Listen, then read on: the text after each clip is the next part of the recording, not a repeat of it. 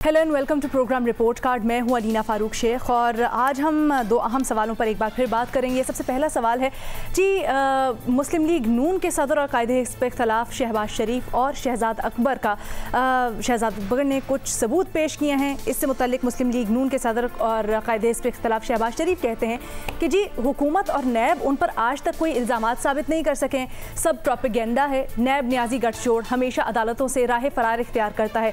उन्होंने कहा कि जी घिसे बेटे हथकंडे हैं, इमरान खान की नाअहली और नाकिस तर्ज हुक्मरानी अब ये छुपा नहीं सकते। दूसरी जानिब माविन खुसूसी बराए एहतसाब शहजाद अकबर ने प्रेस कॉन्फ्रेंस की और कहा कि शहबाज शरीफ ने दर्जनों कंपनीज अपने मुलाजिमीन के नाम पर बनाई हैं। शहबाज शरीफ के जिन मुलाजिमीन के नाम पर कंपनीज बनाई उनकी तनख्वाहें कोई 18 से 70 हज़ार तक हैं और शहबाज शरीफ की करप्शन के सबूत के तौर पर उनके कुछ चेक्स हैं जिनकी कॉपीज़ मौजूद हैं उनके पास। जो शवाहिद शहबाज शरीफ के खिलाफ मिले हैं उनका बचना अब मुमकिन नहीं है। गर्म हवा आने वाली है, मुकदमा तैयार है, ये दावा किया है जी शहजाद अकबर साहब ने। अब सवाल हमारा अपने एनालिस्ट से कुछ यूँ है कि किसका मौक़िफ़ दुरुस्त है, शहबाज शरीफ या शहजाद अकबर। पैनल पर आज हमें ज्वाइन कर रही हैं महमल सरफराज, हफीजुल्लाह न्याजी साहब हमारा साथ देंगे, मज़हर अब्बास साहब, मुनीब फारूक साहब, इरशाद भट्टी साहब भी हमारे साथ होंगे। न्याजी साहब, क्या लगता है आपको, कौन सही कह रहे हैं, किसकी बात में वजन है? देखिए जी, पहली बात तो यह है कि नैब आज तक क्या कुछ साबित कर सका है हमारे सामने है। नैब जितनी खाक नैब ने एज इदारा खराब की है पाकिस्तान में शायद ही किसी इदारे की हो। ये जज अरशद की जो वीडियो थी या नैब के अपने चेयरमैन साहब के बारे में जितने तू तकरार होती रही है, कभी किसी और इदारे के बारे में आपने इतनी कंट्रोवर्सी सुनी थी। लेकिन ये इदारा जो है ये यही काम के लिए आया था कि जमहूरियत को जो जमहूरियत भट्टी साहब के ज़हन में जिसका खाक है उसको मुस्तहकम करे। चुनांचे 16 नवंबर 1999 को नैब ऑर्डिनेंस आया था एक जमहूरियत मुस्तहकम करने के लिए। अल्लाह का लाख लाख शुक्र है कि वो जमहूरियत की जड़ें ऐसी गाड़ी में पाकिस्तान में 70 साल से कि वो जमहूरियत आज पाकिस्तान की जड़ें खोखली कर चुकी है, जो असल पाकिस्तान उसकी जड़ें खोखली कर चुकी है।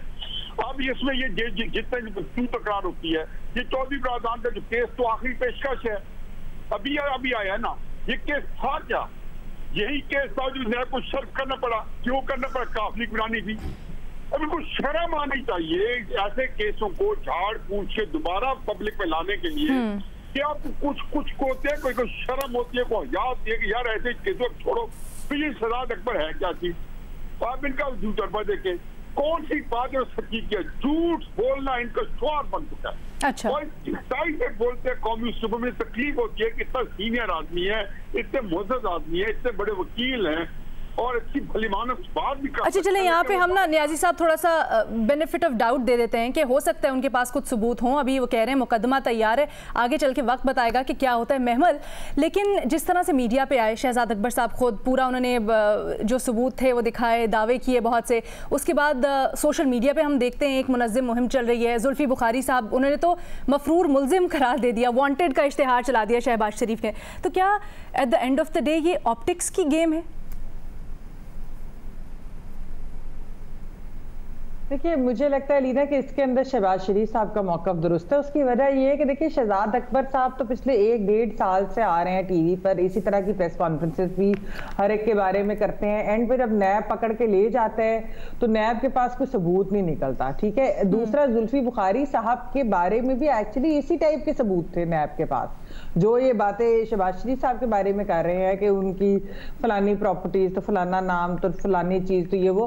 तो फिर जुल्फ़ी बुखारी साहब के केस का तो कुछ नहीं बना। तो फिर अगर शहबाज शरीफ साहब, क्योंकि वैसे ये कहा जा रहा है कि एक बड़ी गिरफ्तारी मुतवक्के है ईद से पहले, मुझे नहीं पता कि वो किसकी होगी। हो सकता है वो शहबाज शरीफ साहब हो सकता है वो कोई और भी हो सकता है। लेकिन अगर इस तरह की कोई चीज नैब करने जा रहे हैं तो वो पीटीआई के लोगों के साथ तो नहीं करता, हुकूमती अराकीन के साथ तो नहीं करता, वो कर तो फिर ऑपोजिशन के साथ रहा है। तो नैब है ही एक इदारा बदले लेने का, सियासी जोड़ तोड़ करने का। तो मेरे ख्याल में नैब की कोई उस तरह से वो क्रेडिबिलिटी नहीं है। अच्छा महमूद, जो आप कह रही है ना, शहबाज शरीफ साहब भी यही गिला शिकवा करते हैं। मज़हर साहब, शहबाज शरीफ साहब कहते हैं कि जी ये सब कुछ चीनी, गंदम, अद्वियात के जो स्कैंडल थे, BRT पेशावर में जो करप्शन है वो छुपाने की कोशिश है, प्रोपेगेंडा है सारा का सारा। पहली चीज़ तो ये कि आप कभी भी ये नहीं कह सकते कि जी ये जो आप उनके खिलाफ केसेस क्यों नहीं चला रहे। पहली बुनियादी चीज़ ये कि आपके ऊपर इल्ज़ाम है तो आप अपने इल्ज़ाम के दिफा में क्या कहते हैं, ये सबसे इम्पोर्टेंट बात है। और ज़ाहिर है शहजाद अकबर साहब दुरुस्त कह रहे हैं या शहबाज शरीफ दुरुस्त कह रहे हैं, अदालत किसके मौक़िफ़ को दुरुस्त मानती है, सबसे इम्पोर्टेंट चीज़ ये है।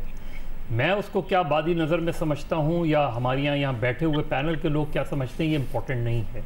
शहजाद अकबर साहब अक्सर जितने स्ट्रांगली वो आर्गूमेंट्स पेश करते हैं तो उन्हें चाहिए कि वो part of the prosecution team हो अदालत के अंदर भी, और हम तवक्को रखते हैं कि इस तरह के जो एविडेंसेस हैं और वाकई अगर ये चीज़ अदालत के लेवल पे प्रूव हो जाती है तो शहबाज शरीफ ही नहीं, मुस्लिम लीग नून के लिए एक बहुत बड़ा धचका होगा, उनकी पूरी सियासत के लिए, शरीफ बरदरान की पूरी सियासत के लिए एक बहुत बड़ा धचका होगा।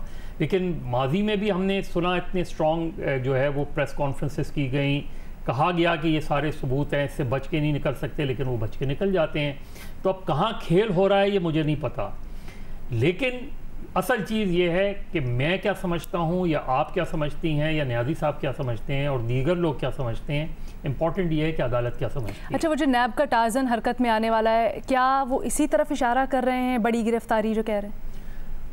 देखिए टार्जन शहर में आएगा तो क्या होगा, असल चीज़ ये कि टार्जन शहर का नहीं होता, टार्जन शहर में नहीं आता, और टार्जन जब आता है तो बहुत ही मुख्तसर वक्त के लिए आता है और फिर लगता है कि टार्जन कहीं गायब हो गया, फिर कभी आता है कोई शेर आ गया, कभी गीदड़ आ गया, तो ये चीज़ें चलती रहती हैं। हम इन इस्तिलाहों में पड़े रहेंगे, जब टार्जन आएगा तो हम उसकी करामात भी देख लेंगे, किन किन को पकड़ता है, किन किन को सज़ाएँ दिलवाता है। अहम चीज़ ये है कि हमारे यहाँ परसेप्शन रियलिटी से ज़्यादा स्ट्रॉन्ग होता है। अगर आपके बारे में एक परसेप्शन बिल्ड हो जाए तो बजाय इवन अदालत भी अगर आपको बरी कर दे या आपको सज़ा दे दे, वो जो परसेप्शन लोगों के अंदर बैठ जाता है, लोग उस परसेप्शन के साथ जाते हैं। ठीक है, इसी डिस्कशन को हम कंटिन्यू करेंगे, एक छोटी सी ब्रेक लेंगे, उसके बाद मुनीब साहब और भट्टी साहब क्या राय रखते हैं वो भी जानेंगे। Take a break.